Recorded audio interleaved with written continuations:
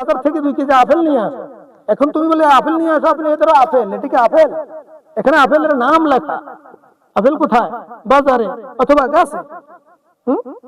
এখন তুমি বলে এটা আপেল, তোমরা আপেল কে জড়ি হলো।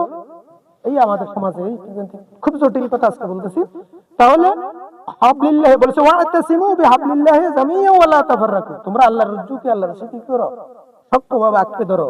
আর মুহাক্কিকগণ মুহাদ্দিসিন এসে বলছেন, অধিকাংশ ফকিহ বলে গেছেন এটা হলো কি আল্লাহ রাসূল তিনি তার বংশধরগণকে বলে গেছে। বংশধর 2 প্রকার, সেটা পরে বলবো।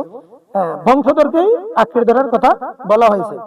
এবার আসা হাদিসে সাকালেইন, আল্লাহ রাসূল সাল্লাল্লাহু আলাইহি ওয়াসাল্লাম, যেটা আবার আমাদের সমাজে বিদায় হজের ভাষণ নামে পরিচিত, আর কোন গাজীর ঘুমের ভাষণ, এটা নিয়েও আমাদের সমাজে কি হয়েছে, কয়েক রকম মতবাদ প্রকাশ করা হচ্ছে। মূল কথা, আল্লাহ রাসূল সাল্লাল্লাহু আলাইহি ওয়াসাল্লাম বলেন, আমি তোমাদের কাছে 2টি ভারী বস্তু রেখে যাচ্ছি। এটা 2টা ভারী বস্তু, একটা হলো আল্লাহর কোরআন, আর একটা আমার আহলে বাইত।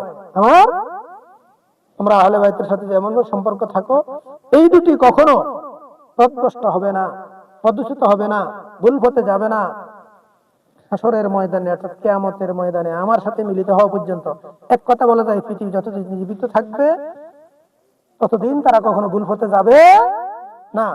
এইবার তাহলে আমাদের আল্লাহ রাসূল বলছে